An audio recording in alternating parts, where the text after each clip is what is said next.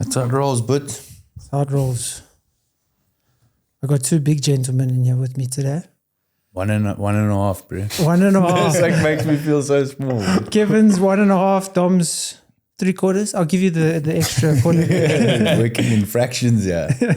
Well, welcome, gents. Thanks for joining me. Sure. It's good to be here. Awesome. Always, Jess. So we got Dom, no stranger to the show. Kevin also no. This is like your 4th time. I think you've actually been on more than Dom. Really?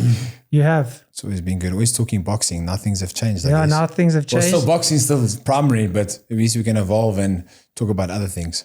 And I mean, also, obviously, we hear more on the business perspective, but that's always been an interest of yours as well. Business. Yeah. Of course. I think over the years, like the evolution of integrating from not just being people, not just knowing me as Kevin the boxer, there's more to me, and then evolving and evolutionizing from the transition from being a boxer into an entrepreneur.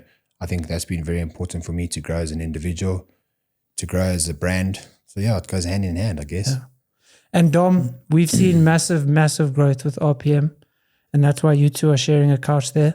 If you do want to hold hands, it's okay, you can. There is a wide angle that will get that. So, RPM has grown exponentially over the last year, 2 years, with the increase and demand for the hybrid style training, which has been exceptional, and you've adapted your business model very well. So, you two have recently expanded the gym, you've partnered up, and you are going to take High Rock South Africa and that style of training and, that hybrid style of workouts through your gym to the next level. So do you maybe want to start, because obviously you've been on before, we've spoken about RPM, but maybe now the expansion and the growth, even how this partnership came about? Yeah, so look, Kev and I go back like quite a while. We went to school together. We were in the same class together. So same WhatsApp group as well. But we always used to just bump into each other. Like, we live in basically the same area. I've always followed Kev's boxing, and he always used to ask me about my training. He used to see me like getting ready for races if I was training at Virgin or whatever. He was looking for a new strength and conditioning coach. He approached me and we got him started on that. And then I got him into the High Rocks training as well. And I thought it would be great for his boxing. And then, just business-wise, I've got a very good network. Kev's also got a good network, and we thought it would be a great partnership, to help grow the gym. I've worked really hard over the past 2 years to grow it. And, it's not easy, even though we're affiliated to a big brand. It's not like you affiliate and then your business grows on its own. I've had to put in the work. Most days it's 12 hours that I'm at the gym myself, as the owner, and I'm working with trainers and clients, and it's not like I'm just working for 3 hours. I'm there the whole day. I'm busy with clients, and it's just a good network to have. We working together. We're building a premier High Rocks facility as the new RPM, and we're doing that in Foy's Mall. So we're going big retail, and we just want to build something that's really beautiful for the members. Somewhere that people enjoy coming all the time, meeting new people, good people. And just expanding the network. High Rocks has been, niche in its own way. There's people think it's only for really fit people or runners and stuff, but obviously now we're seeing a lot more of it. It's for the community, right? Whether it's runners or triathletes or boxers or UFC fighters, we're trying to get other professional sportsmen to come into the community and see how it benefits their sport, but also just like your everyday people, that may be doing park runs or haven't ever trained in their lives. And we're just trying to bridge that gap, we got a lot of things planned for RPM. Obviously moving into the new facility is one of the new ones. And then just expanding from there and building the brand. Obviously having the right people to do that with is very important as well. So it's been very cool having Kev on board. Also the rest of the team from Tigris. But it's also been cool to have him a part of the training, because now he understands it. He's going to be doing his first High Rocks race for Joburg. Nice. But he's doing well. He's fit. Running a 22.5-minute 5K. Well done on that PB, bro. Could have done quicker, man. Yeah. I went out too hard. No, it was good. I had good fun. It's actually been phenomenal being involved in the community, especially the RPM community. I think phenomenal people. That was one of the biggest attractions for me. Obviously, it's also based on what Dom's built and how he's built it. And I've always, I appreciate people who've had to turn their life around haven't been handed out a silver spoon. And I appreciate that, and I appreciate hard work. But I think like the thing with High Rocks is, and I stand under correction here, but I think it's a global movement which is redefining fitness. I think it's so big around the world, and it can only grow and only become bigger. And it's a true test of endurance, strength, but the most important thing is mental resilience. And I think any athlete or any individual who's looking to test themselves, it's just another way to test yourself, test your mental resilience. You can be strong, but test your endurance. You can be super fit, test your strength and mental resilience. So I think it goes hand in hand. You know, obviously my conditioning with Dom, prior to Dom, I had a phenomenal conditioning coach, Lauren.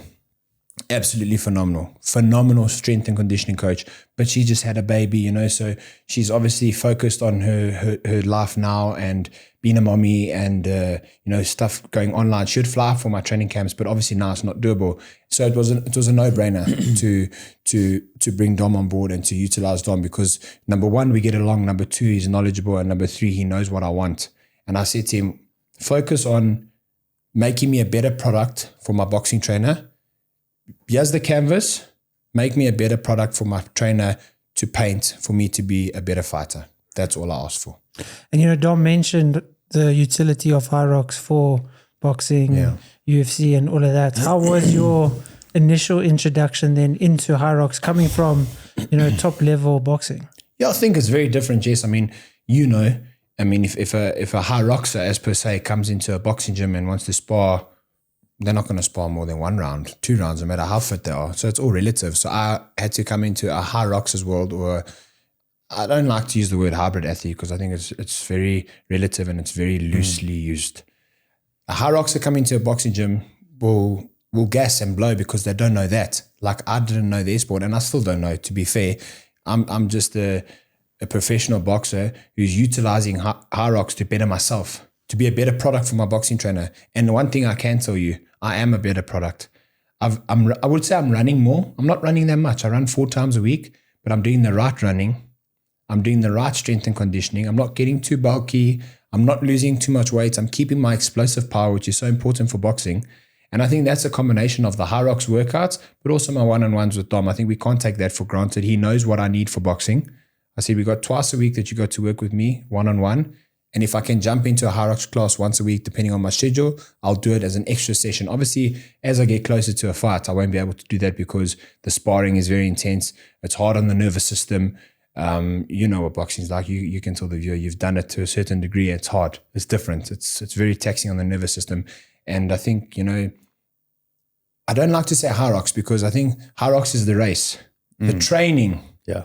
The training that goes into a High Rocks athlete preparing for the race is what makes me not a better fighter based on skill, a better product.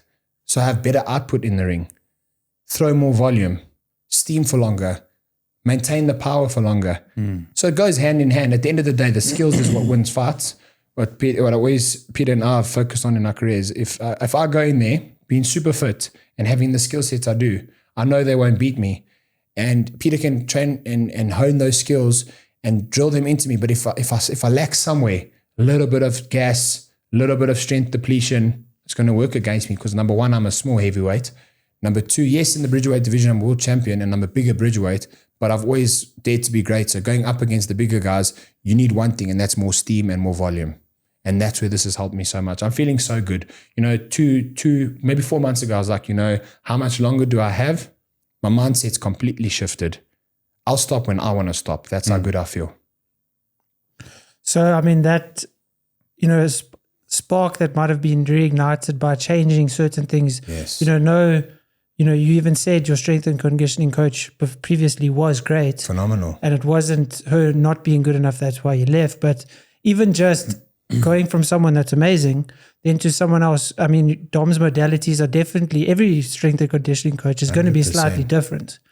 And yes, I think the biggest thing is having the respect. I respect this man not only for what he's done, but having the respect for as a coach. You know, I show up, I do my work. What he gives me, I do. I don't question it. The community. So what's special about the community there is when you're a fighter, it's a very lonely sport. You're on your own. You fight on your own. You do a lot on your own. So it can get a bit lonely. And yes, that's where you can maybe grow as an individual. But on the other side, on the flip side, you just want to be shoulder to shoulder with somebody. When you get up at 4:15 to run, it's no longer a mission because I'm not on my own. There's a group of people running with me, whether it's a 8K, a 5K, a 10K, intervals, fartleks, whatever it is. There are people with me. And that's maybe what I was looking for, in the sense of when you're in an individual sport and it's so lonely, you need that little bit of team environment. Now I have teammates at the boxing gym, but obviously everybody's on different programs. In terms of boxing, we're all doing the same stuff Pete teaches us, the skill set to fight based on what we need for that specific guy we're fighting. But, we're all running differently. My strength and conditioning is programmed different. Should anybody is doing the same strength and conditioning as me, so get a new coach, because it's not how it should be. My strengths are different to your strengths and vice versa, right? So we're all on different programs. Now that I'm able to go run with people in the morning, people who are normal working individuals, obviously high rocks athletes, strong runners, fit runners, it's made me, I wouldn't say a better runner because I'm not a runner, a better product, more productive, And I think that's been the biggest shift for me. And I think that community and what you've obviously done with RPM is that community. Obviously, even with the introduction of the running club, I mean, it's exceptional how many people do show up on Tuesday mornings, Thursday, Fridays, the Sunday runs. And that's obviously been a main focus for you with RPM. And, fortunately, I mean, if we look at why High Rocks itself as a brand did so well, it was because there was a culture shift in the style of training people were doing.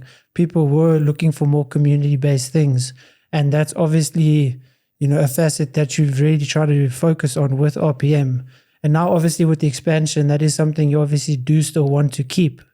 So what, things that you've seen make RPM, do you not want to, lose? What kind of things have you looked at that make RPM special and as popular as it is? You know what? One thing that we have there that people talk about a lot, especially when they come from other gyms, we have a lot of people with different backgrounds, professionals, work professionals, sports professionals, whatever you want to call it.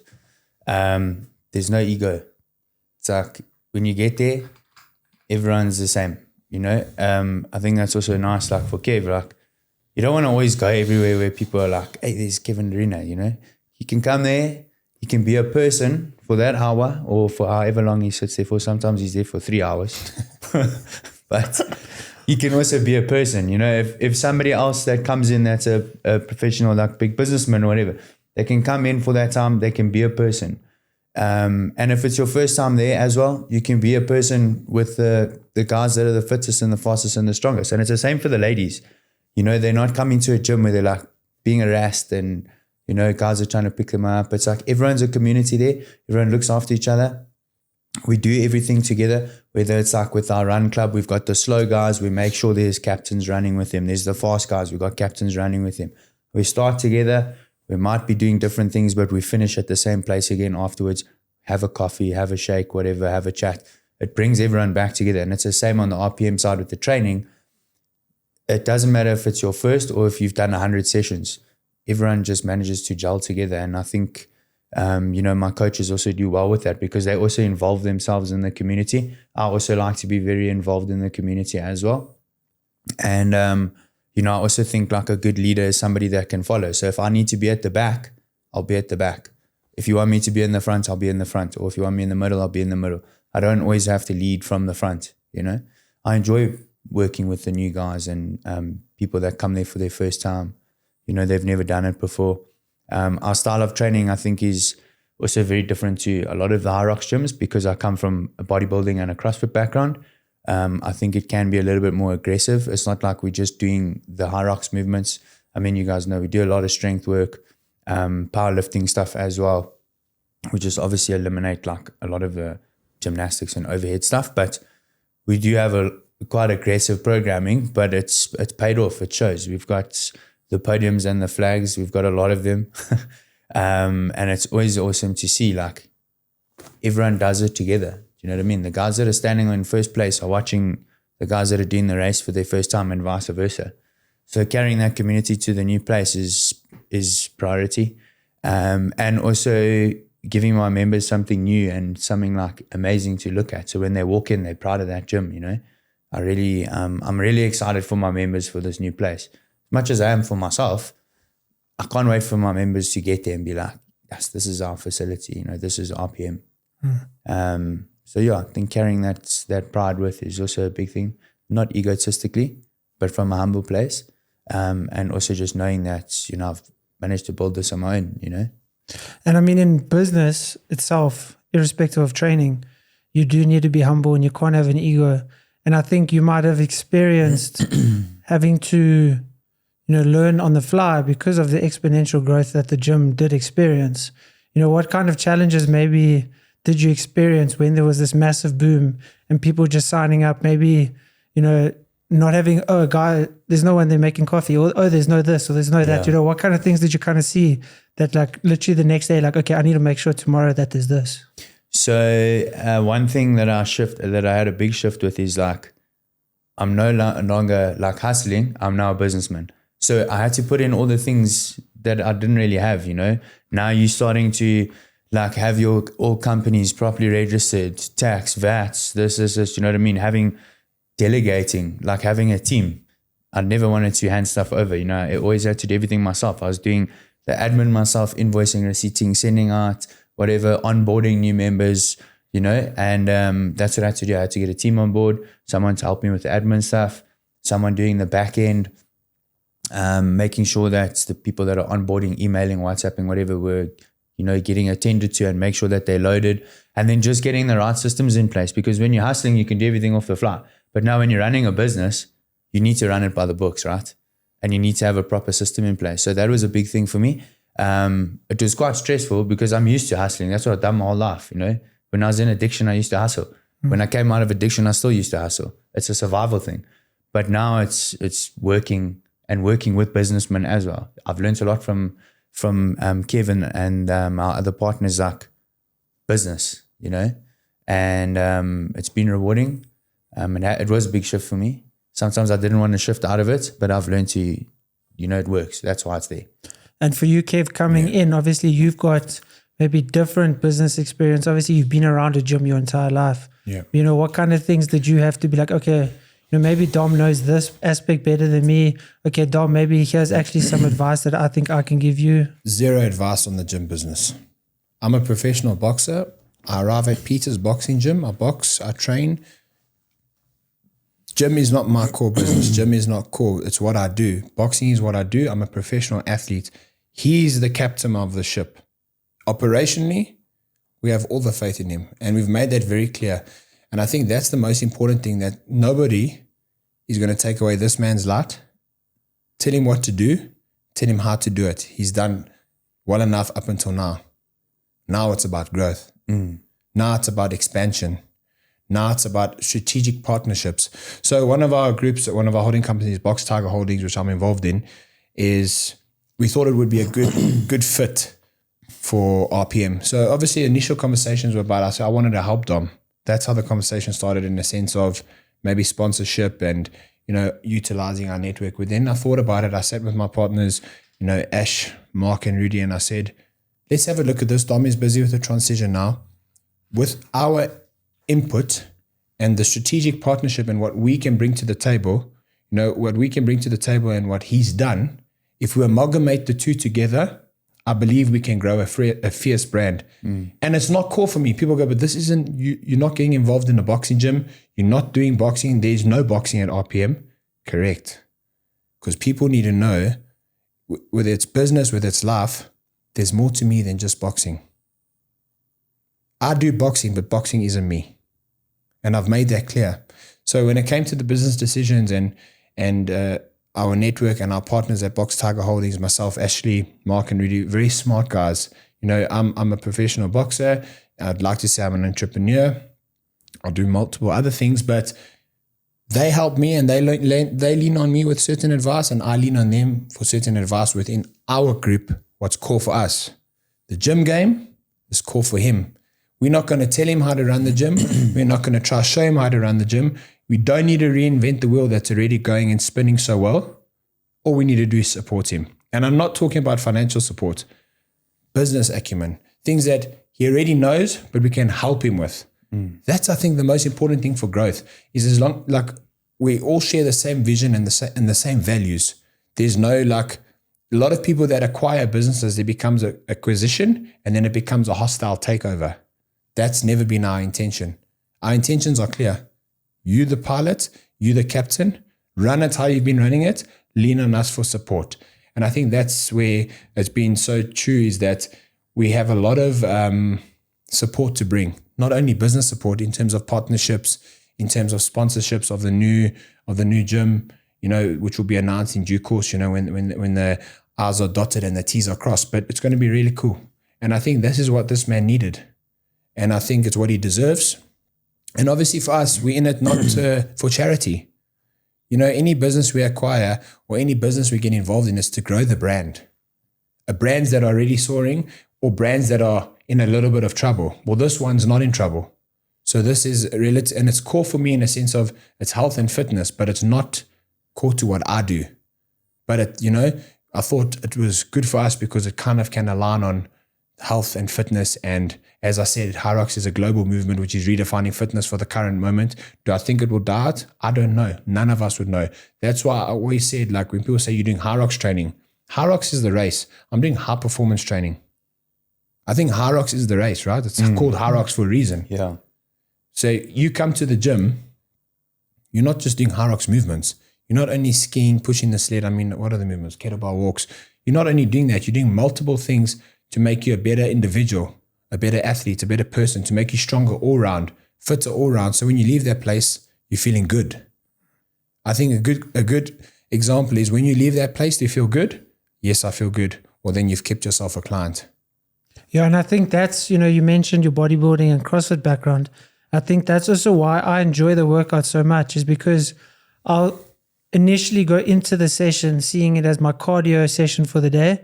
And sometimes I get such a good full body pump that I'm like, actually, no, I think I'll run this afternoon. Yeah. So I think that's also what I really enjoy about, you know, coming to your gym is I feel like I've had as much of a blood flowing session to particular muscle groups that, you know, I can be like, okay, cool. Now I've ticked that box. Now I can go do the run. And that's what's nice is I'm getting that fulfillment of a pump while still obviously increasing my VO2 and improving for the race day or whatever. But I'm still feeling like I'm a little bit of a bodybuilder. Yeah, I mean, we do a lot of weights, but like we always have dumbbells in our workouts, some barbell work. And I think obviously incorporating the strength block in the beginning, you know, before we do like our WODs or our Metcons is also very important. You know, like we always squat on Mondays, we deadlift on Tuesdays, we do presses on Wednesdays and Fridays. Thursday's just like a chill flush workout. No chilled workout there. That's a lie. Chilled for your muscles, but your heart rate's still 150, 160. Average. But that's the problem there is like, no matter how much, if I say to the guys, we're just going to take it easy today, even if I try and program the workout, in my mind, if I did that workout on my own, I could take it super easy. But as soon as the clock beeps, everyone's hot out the gates. And then the workout's no more chilled workout. But it's also the duration of the workout is so nice because it's that 35 to 45 minute workout and that working time. So you can go hot because you're not doing it for an hour, hour and a half. Whatever. Yeah. But look, I mean, I've even tried that, like shortening the workouts, right? But then the guys just go even more hot because the workout's shorter. So when we try and like deload it, I mean, we can go lighter on the weights, but you know, now we're pushing like full working sessions of 40, 45 minutes. But then when I bring it down to like 35, 30-minute workouts, 25-minute workouts, the guys are whacking it out harder because they know they don't have to train for 40, 45 minutes. So it is difficult to kind of rein the guys in. Like in deload week, we don't really deload it into Hyrox too much. We maybe pull back on the running mileage. And I try and get the guys to do less like heavy loading stuff. But ultimately, a lot of guys do better if they just train through into the race. You know, there's a lot of guys that deload, they get sick. They get injured. Things always go wrong. And I say to a lot of my guys as well, like that, you know, especially the athletes, like it's just another hard workout on a Saturday. You know, if you're feeling good, you can peak. You just need to make sure you're eating right, hydrated, you're stretching, go for a massage 2 days before, you'll be firing. Take a day off, do a leg flush, you know, stretch. It works for a lot of guys. I mean, you've done a lot of endurance stuff. You're like, you do taper, but you never really come off everything. No, you know you prefer to almost be peaking on that Saturday. So you train through, right? Yeah. Your program's so hard. Like it's not supposed to be easy going into race because that's what So your body that's when does. your mind kicks in. You're Yeah, like, oh no, bro. I'm not going to be ready. And you think you're not doing enough, right? Yeah. So yeah, it's the other cool thing is like having beginners come in. You know, even though everyone's doing that same workout, it's scalable for everyone as well. So, you know, the guys can still fit in with the athletes. And like I said earlier, like our programming is a bit aggressive, but it still works for everyone. Like instead of working on 20s, you can work on 5s. Like no one's going to be like, that person's on 5s. Everyone's cool about it. You know, we introduce everyone into the gym and then I've got girls lifting heavier than me. The because you're running too much, bro. Yeah, I'm running too much. I'll grab 14 kettlebells. The other girls are like 22. Yeah, some of the girls are even working on like the men's pro weight. Yeah. But it's cool in that sense, right? If you're new, you come in, you even start on body weight. That's cool. But we also remember how we started. You know, this is still new for all of us. Even though it's been around now for 2 years, we've been doing it. It's still fresh, relatively, right?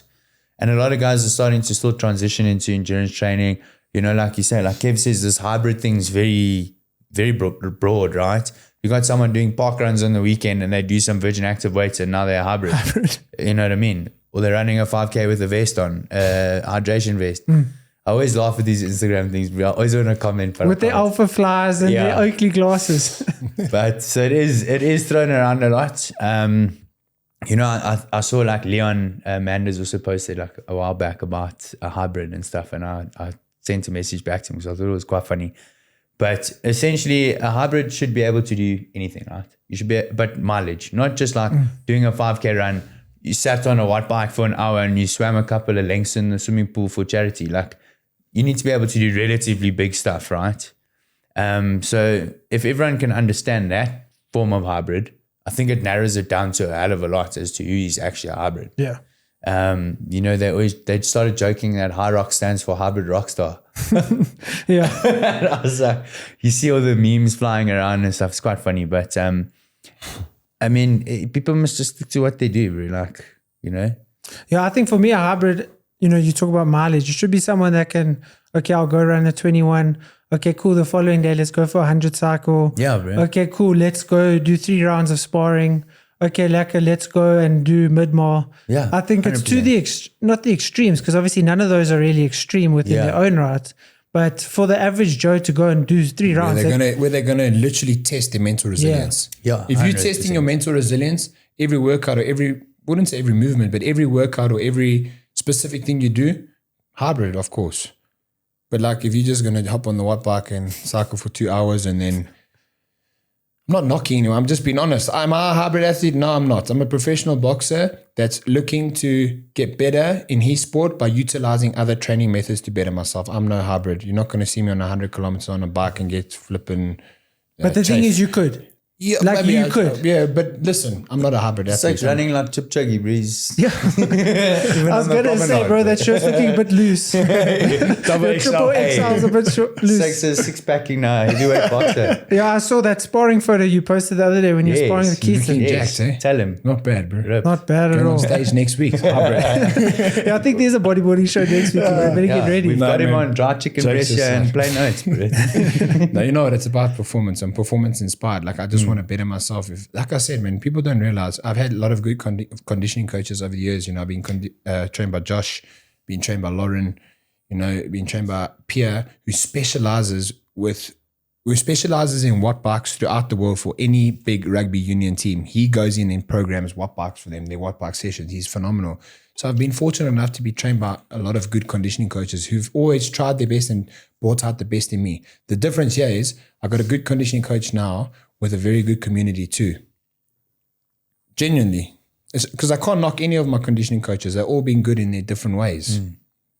The community for me is obviously your programming and all that kind of stuff, but it's definitely I'm not dying for the community. Yeah, Yes, yeah. the community was phenomenal, but the programming was garbage. I wouldn't stick no, around. of course they go hand in hand. But I think to going somewhere, if you had to go to the gym and you felt like you were being Vibes, judged, yeah, or yeah. you felt like you weren't accepted and welcomed. I mean, think about how many people are welcoming each person on the group.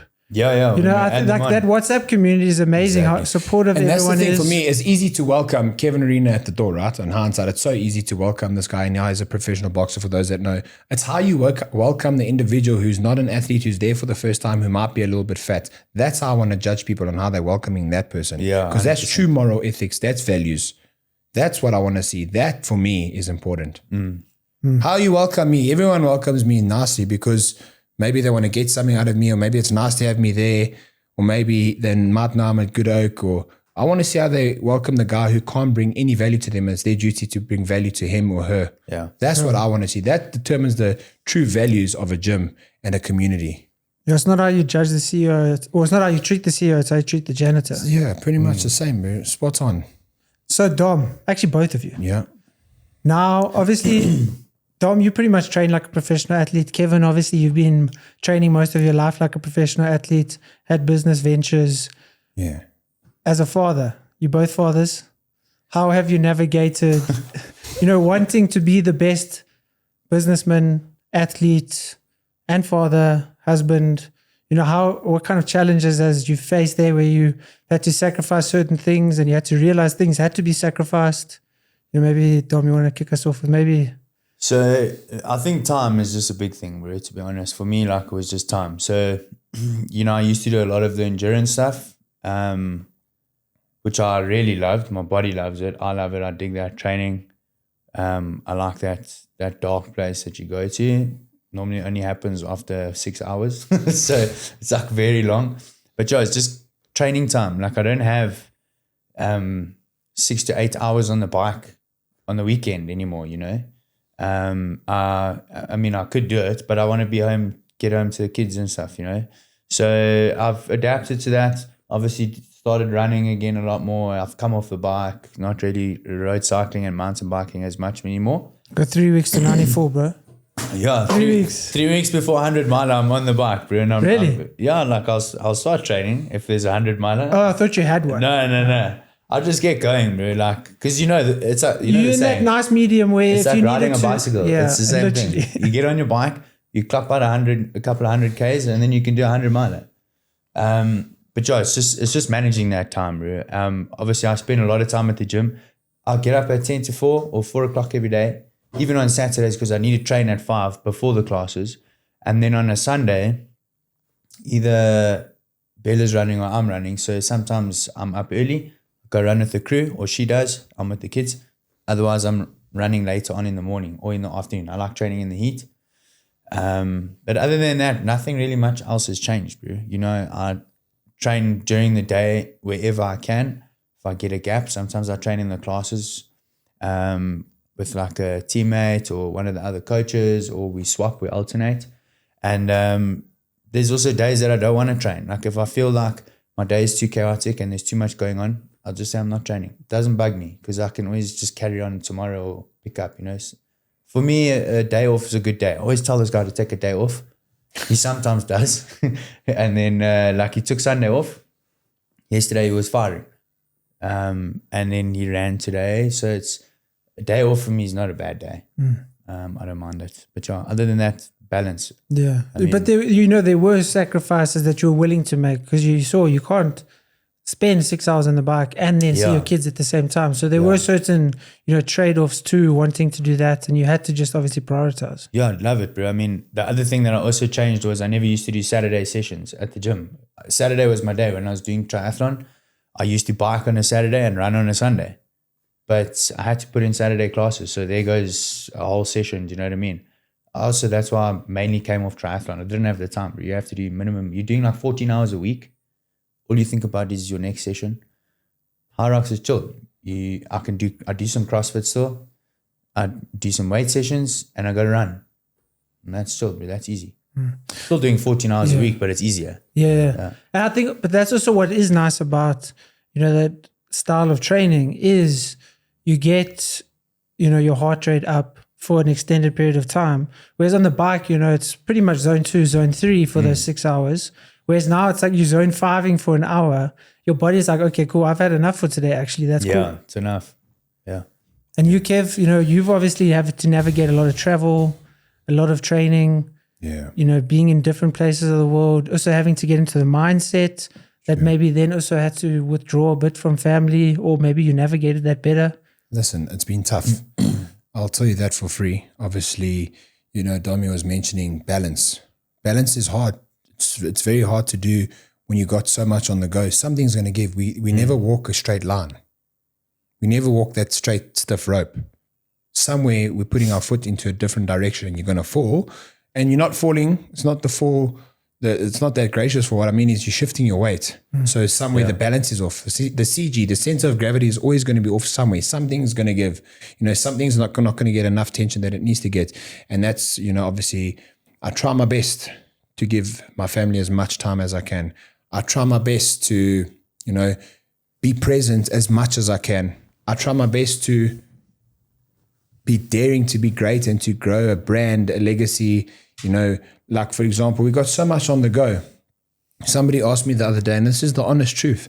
They asked me the other day, like, what businesses do you do? What do you do for a living besides boxing? And I said, whatever it takes. People know my story. We don't need to repeat any of our stories. Everybody's got a past and everybody's come from somewhere. Whether it's privilege, silver spoon, hard times, it's irrelevant. It's the past for a reason. Whatever it takes is what it is for me. So that means that, you know, I got to be a father. I got to provide for my family, my children. You know, I have multiple business adventures on the go because there's more to life than boxing.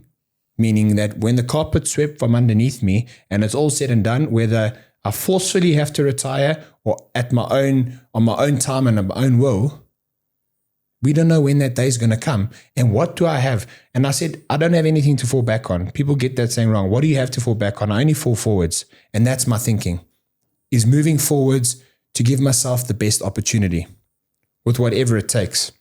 You know, for me, consistency is the currency to greatness. Greatness, a relative term. I don't ever want to see myself as great or being great, but that's the driven word and the driven goal for me to better myself is consistency. I'm consistent with my boxing training. I'm consistent with my training as a whole. I try my best to be a consistent husband, a consistent father, a consistent businessman. Obviously, balance is very difficult. Somewhere is going to give, but it's all for a reason or for something that I want to achieve, something that I never had growing up. And something that I always want to do more and be more. Do more and be more. So it is hard, Jess. I must be honest with you. Obviously, we got the boxing promotion on the go now, doing 4 big shows a year on Supersport, Aquila Boxing Promotions. That's just me doing more within the sport that's been so good to me. Boxing has been absolutely phenomenal to me. I've met a lot of individuals along the way. I've been fortunate enough to travel the world, fight at the highest level, win world title belts, but there's more to that. Now it's about helping develop other fighters. Fighters fighting on my show who fought on my undercard before, providing an opportunity. You know, drawing the parallel between boxer and business in the sport that's been so good to me. That's why I started ABP, Aquila Boxing Promotions, with a slogan where champions rise, because I said there's a gap. What have I faced in my career that other fighters are facing currently? I said inactivity. It's the biggest killer. If you're not fighting, you're irrelevant, you're not good anymore. How do we keep fighters fighting? It's creating another platform. The difference now is it's a big platform. On Supersport, you know, I'm proud to be, you know, the captain of that ship. And what I boom with pride because come 1st of November, I see another 18 fighters having an opportunity to fight across the whole sub-Saharan Africa on Supersport, the World of Champions. That makes me proud. That for me is purpose within the sport that's been so good to me. And I know that sounds like I'm talking like the curtain drop on my career. No, I have so much more to give as the fighter, but that's a different hat. This is now a business adventure to give back to those who have been so good to me. And that's the sport of boxing, the fans, Supersport, all the sponsors who get behind me, my business partners, Ash, everybody who shares the same vision as me. Because behind every successful individual, you know, there's a team. Behind RPM, there's now a team. This man is successful in what he's done and on the brand he's growing. But how do we elevate it? It's team. take this team, T, together, everyone achieves more. That is a philosophy I've lived by since I was at school. I wrote that on my wall because there's no I in team. Yes, we do individual sports. Yes, in business we are individuals, but we all need to lean on one another for help and for growth. And behind every successful business, there's been somebody who's given you an opportunity and somebody who's given you a break. Very few maybe haven't, but somewhere along the line, a person's taking a liking to you, was backed your vision, and then obviously it grows into a massive roaring blaze, whatever it is, whether it's security, boxing promotions, health and fitness, whatever it is, somebody's given you an opportunity, and that's where it's so important. So balance, no, I don't have balance, Jess. I'm all in. I'm an all-in kind of guy. Whether it's good or bad, I don't know. But when it's all said and done, people will say he did whatever it took. And I think that's, you see anyone who sees someone at a height of anything, they would like to say they were given it all, or they would like to say, well, he's obviously a terrible father, or he's obviously a terrible this or that ever. And unfortunately, a lot of the time people can be right in that sense of, if they are, let's look at you when you're in your training camp going to your next fight. There are sacrifices that you have to make that other facets in your life do suffer. So people also, if they do want to be great and if they do want to achieve anything notable where other people look at them and, envy them or celebrate them in any way, you do need to understand that there's so much sacrifice that goes into it. And a lot of the time, the sacrifice, once you've achieved the thing, actually wasn't worth it, and people learn that and change and whatever. But there's so much that goes into becoming great, achieving what you want, because it's impossible to have it all in life. So you do have to make certain changes. We make mistakes, right? Yeah. We all have faults. We all, mere mortals in this world that we make mistakes. We do. I do on a daily. Accountability. I put my hand up. If I make a mistake, I make a fuck up, I put my hand up. I said, sorry, I'll do better.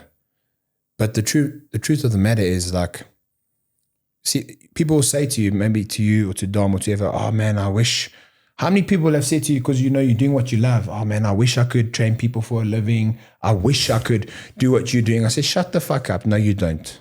You don't wish, because it's a different set of responsibilities and it's not what you think. There's so much sacrifice.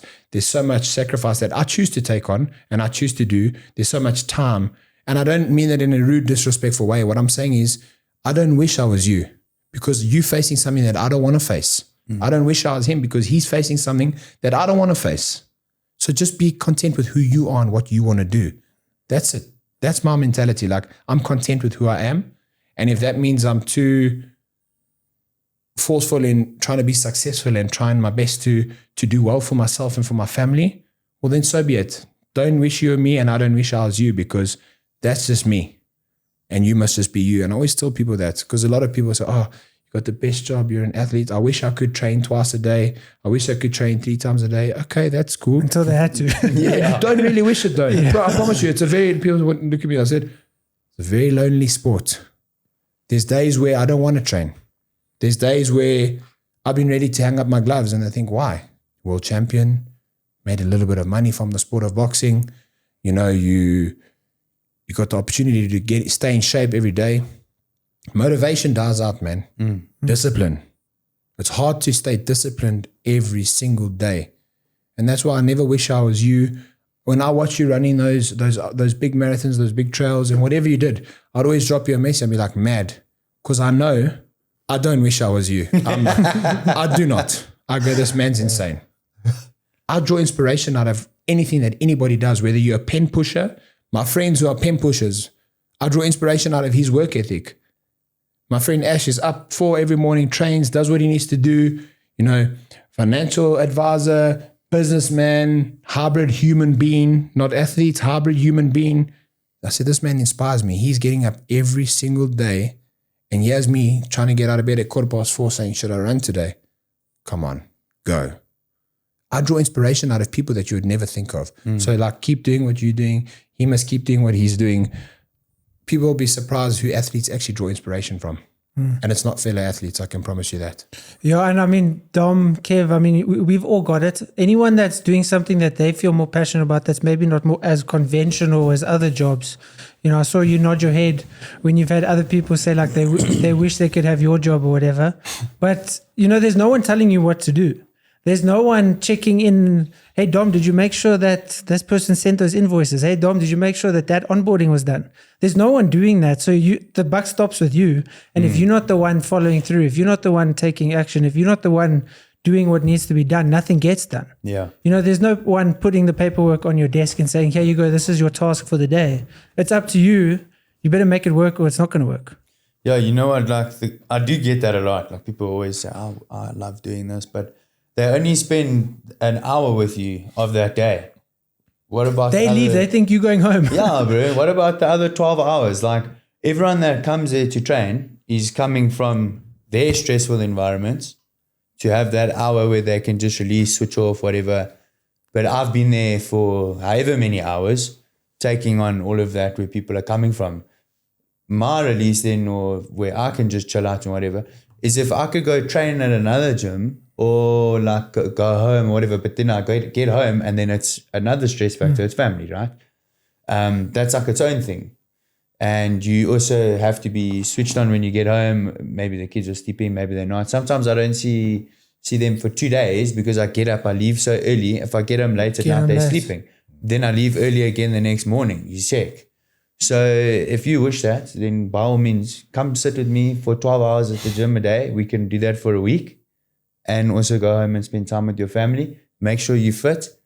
You're motivating for your clients. You also push discipline and then see if it's easy because it's difficult, bro. Yeah. Like working that amount of hours a day might seem cool for an hour, but try and do it from 5 a.m. And you must know when you walk in there, you're not sitting down at your desk having a coffee and looking at your emails and laughing at memes. You got to go in, switch on because you're dealing with 20 to 30 people from the minute you walk into that gym. You know, you need to be high energy. You need to move weights around. You need to be. You got to be on it, bro. Yeah. And if you're having a cock day, no one's really going to know you're having a cock day, bro, because you got to be on it. And you know, people take it offensively, like, and that's just their own thing. But if you're not on your game, then they think like they've also done something wrong. Becomes a bit of a pity party. So you got to be sharp all the time, bro. Like you got to make sure everyone's feeling good. Always ask people, you know, how you feeling? And sometimes that's just what people need in their day, bro. Just how you doing today? How you feeling? Everything okay, you know? Or high five. Well done on your workout. There's people that don't ever get that in their life, you know? So, yeah, it can be difficult, but I love it, bro. I really enjoy it, bro.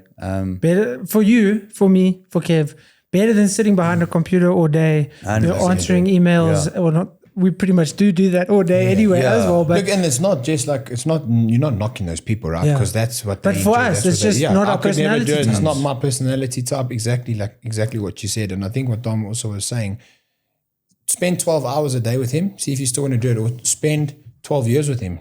Yeah. Spend the 12 years with him, you know. I always say, like, you know, when the listed companies publish their salaries of the CEOs and that, they're like, this guy earns so much. I said, go stand in that man's shoes. Go ahead. I don't want to. Got to micromanage people, put fires out, be innovative, grow a brand. There's targets, not hitting the targets. It's on you, the big boss. It's not easy for anybody. It's all relative. Like from the person working behind the computer to the person running the ship to the person cleaning the floors, we all have some sort of thing we're struggling with or dealing with within the workspace, within our personal mindset or personal space to evolve and grow. So like I don't wish to be anybody else besides me, because I know that somebody is dealing with something that I don't want to deal with. I think that's the biggest factor for me. I see people doing cool stuff all the time, but with that cool stuff, what's behind? Like social media shows cool things. Very few people post the truth. A lot of it's a facade, you know? I heard a great quote where it was, you know, you can envy that person, you can wish they had their life, but if there's one thing that you have in your life that you would not give up, then you don't want that person's life because they don't have that one thing. Correct. So like if there's, you know, you see someone making all this money and you see them, you know, on these yachts, let's say, and they're doing all these things. But if you don't want to give up the fact that you have freedom to go train at a particular time, well, then your life is preferable over theirs because there's something you don't want to give up. Yeah, true. So what's the point of being envious actually? Because there's something that you love so much that you won't give up. 100%. And are they happy? Yeah, that's the thing. I think also it's so difficult because you see these people online, you see these people achieving great things, and you're like, oh, they've got all the answers, they've got it together. You know, all three of us in our own right have achieved different things. But if you ask us, you know, have you got it all together? Is your mindset always good? Are you always happy? It's like, no. Yeah. No. We humans, bro. It's like one of my good mates, Carl. You know Carl Evans, Yeah. right? He's brilliant at doing his online training, right? I can't stand online training, bro. But that's what his business is built on. And he does flipping well with mindset movements. It's huge. But I wouldn't be able to sit behind the computer and do programming. But I like to work with people in person, you know. I write a program every single day for weeks on end. But don't put me behind the computer. Like, that's something that he's good at, you know, but he doesn't like dealing with people. So everyone's got their own thing, bro. I mean, even like we've got a lot of like young professionals at the gym. They're accountants, they're lawyers, you know, all different types of things. And I can't imagine sitting behind a computer or a laptop for like 8 hours, bro. I can barely do admin for an hour and my brain's doing 50 million things. Yeah. You know? ADD. Yeah, big time. But that's also something, starting out the business, you had to do it all. Yeah. So you had to just sit down and get it done, because if you weren't doing it, no one else would. Then obviously you get to a point where you have to delegate. But even I found myself is there's certain things that I know someone could be doing better than me, but it's just like, no, I know I'll do it right. Yeah, exactly. But they could be doing it better. They could be doing it more efficiently so that I can do other things and focus on expansion as opposed to sending out an invoice or doing this, doing that. Like, if you actually just learn to delegate, you can do so much more and the business can grow. That's like, how do you grow yourself or the business or you as an individual? I think the one most important thing is like ruthless self-assessment. If we can reflect on what we're doing in our daily to be better, and we can ruthlessly dissect and self-assess ourselves, that on the other side of that is growth. Not self-assess others. We're not psychologists. I'm not a social worker. It's not my duty to self-assess you. I can't. Because you know you got your own demons. How can you judge someone else's? Big bugs in our heads, all of us. You know what I mean? We're all dealing with our own stuff all the time. This is a reality. This is an opportunity to say, this is what we deal with every day. I am not perfect. No, I am by no means. I don't always feel like being the brand ambassador every day or having this champion mindset, but I try when a little bit of darkness comes over me or a little bit of doubt, I kick myself out of it because of the ruthless self-assessment of wanting to achieve and do more and saying, I'm in this space for a reason. Yeah. And that's where like the correlation when I joined RPM and Dom in the community, I wouldn't say I was in a dark place because I wasn't, but my mind wasn't right in the sense of just like, I was like boxing, I love what I do, got so much more to give. Why is it going wrong? Because I just was getting like, almost like maybe like as a bodybuilder hits plateaus in terms of gains and growing. And so you're doing the same thing. My plateau was in the brain. Yeah. Becomes like too familiar. And the shift in this is literally a new lease of life, man. I'm forever grateful. And I can honestly say like, it's not a new Kevin. Kevin's Kevin, but there's now greater opportunities that lie ahead. And that's why I'm so keen to fight, because with Pete's training, my skill set and my physical capabilities, with a strong mind now, my duty is to be a wrecking ball in that ring for 36 minutes or whatever it is. And then out of it, be the businessman, be the soft, loving father. But I'm super keen to get in there and show what I can really do. I mean, it's almost like a survival mechanism of the brain, because you were doing the same thing. You knew what was coming. The next day was exactly the same. Yeah. You understood the challenges you were facing. And then the brain's kind of like, okay, let's increase the darkness just a little bit here so that we can increase some change. Exactly. Put some change into the daily, things that you get done. And then it just opens up so much more light that you're then you see new opportunities, you meet different people, new mindsets, more and growth. You're learning from everybody around you. You're learning, like you take a little bit of something. I always say to people like, I will learn from Dom, I will learn from you. The day you think you cannot learn is the day you become irrelevant. The day you think you cannot learn, or the day you think you know it all, I'm not talking about sports, I'm not talking about boxing only, I'm talking about life. The day you think you know it all, you become irrelevant and relatively benign. And I mean, it could be small things. It could be, that person that's never done any activity in their life, you just see them being kind. And you're like, yo, actually, I could be a little bit kinder. 100%. Anything. You know, man. like that person, let's say they make minimum wage, they do nothing as society claims to be great, but then they're really kind and you witness that and you're like, yo, I can increase some kindness. Then you learn from them, 100%. even if societally there's nothing to learn from them. Acts of kindness, you know, how people treat one another. You know, you pick up, also you see the negatives in how people treat other people, or how people talk to other people. And then if you dissect, you're like, well, I don't want to be like that. Always make a statement of treating everybody with respect, talking to everybody with humility. And I think, you learn from everybody. So if the day you stop learning, you become irrelevant. And I'll never want to become irrelevant to growth. So I learn from everybody. And this is now another opportunity to learn and to grow and to evolve, really. Yeah. So that fight, 1st of November. Yeah, massive card, man. Like I said, boxing, you know, drawing the parallel between boxing and being a business. We got a massive fight card. We got 9 fights on the night. Some young stars, Gary van Staden's fighting, Leo Carreri, Simnikiwe Bonko. I sparred Gary earlier in his career and he rocked me. And he was like 30 kilograms lighter than me. Yeah, and I think he was 17 years old. But it just shows you, man. I'll edit that part out. I always respect you, though, for doing that. I've always said to you, you know, he prepared for a white-collar fight and he came to train with the pros quite a bit and he gave it a go. And I respect that. I said, regardless of how you felt or whatever, you got my respect because he's done it. Yeah. Any ego I had was left on that. That's so good. And we got a massive fight card. You know, we got an RBO All Africa co-main event and then the RBO Intercontinental between Kane Fourie and Claudio Danef. So it's a phenomenal fight card on your World of Champions Super Sport. Tickets are flying. I think we've sold 80%. All 3 of our events this year have been sellouts. So I'm very grateful for that. But we put on high quality fights, good matchups at the highest level, and the production's tier 1. So people want to come watch 1st of November at the Galleria in Sandton. Tickets on Quicket. And Aquila Boxing Promotions where champions rise, and hopefully one of the future leaders in boxing promotions within the country. And I think we're doing a phenomenal job. The Super Sport ratings don't lie. The viewership's there.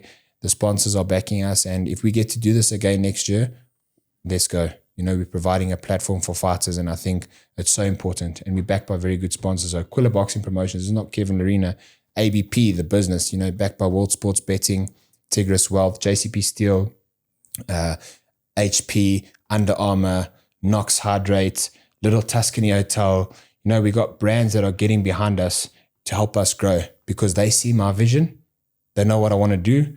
And then obviously RPMs will be at the event and are backing the event. And that's another prime example of community. There's a boxing community.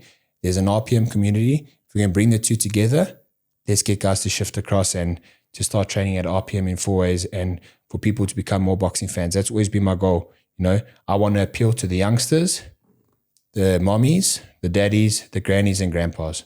Boxing is for everyone. It's for everybody to watch. And that's always what I wanted to do. Amazing. Cool. And Dom, what can we announce about the gym? We'll hear about it when you hear about it. Well, I mean, so we wanted to open on the 1st of November, but we will probably be opening like on the 8th. There's a lot going on, really. Like we just had My Fitness Fest comp. So it's also like while this whole business is happening on the other end, I still need to stay where I am. I need to be present. I need to make sure the guys are ready for comp. You're like running 2 gyms at once almost. And I can't really do much at the other place, but I'm doing all the back end stuff, right? And then we thought like Kev's fight was going to come earlier. So we're like getting him ready, making sure he's fit, getting the athletes ready. Now we've got the release date for High Rocks Joburg. So it's like getting the guys ready for that race. So we'll probably push it out to maybe like the 8th of November. We also have the High Rocks Gym Tour, which is happening on the 11th of November. So we'll use that as like a soft launch. Just want to get everyone in there, get them comfortable because change is big for everyone, bro. Like even if you're excited. Members are going to have to get a new feel for the place. We're also going to have to get a new feel for it. You know, it's like moving houses, bro. You put your TV room and your dining room in one place. The next week it's swapped around. There's a new flow that you have to establish. Yeah, so hopefully the 8th of November we'll open. We'll do a launch. We've also got some cool sponsors on board, and we'll get a lot of cool faces there with us as well. You know, we've got a lot of really cool people that train at us that are very influential, and we'll get them in. We'll get our team together. We'll have a bigger launch, maybe a little bit after the 8th, before High Rocks Joburg. Because like I said, we got the gym tour on the 11th. So again, it's like move in on the 8th, gym tour on the Tuesday. Then it's like you want to do an opening on the 15th, which is the next Saturday, but it's a lot of work. But it's like people just think you come to the gym and it's open and everything's done. But we need to do all the work on the back end. So we'll definitely do like a big launch before High Rocks Joburg. Also, you know, a lot of people know about RPM outside of RPM, and they also want to come and check out the facility. You know, I've had people asking me in Cape Town and stuff like, bring an RPM, yeah, or when are you guys opening? So it's cool that the word's out. I think, you know, our community's done very well at being proud of their brand. So when we are at the races, we're there in numbers, and we're also in RPM apparel, you know, and everyone wants to know, like, the guys that are on the podiums and even the people that aren't, that just look good. Like, our community looks amazing. We really do. The guys look fit. The ladies look fit and strong. And that's your brand as well. Your members are your brand. It's not just the coach. So yeah, we'll see how the time goes. But we're pushing. We only have like 2.5 weeks, really. Yeah. Well, I'm excited. Pressure, bro. Awesome. Gents, thank you so much for coming on. Cool. I really appreciate it. And yeah, pleasure. Yeah, Jess. thanks, Thanks for brother. having us. Pleasure. Thank Awesome. you. Cheers, guys.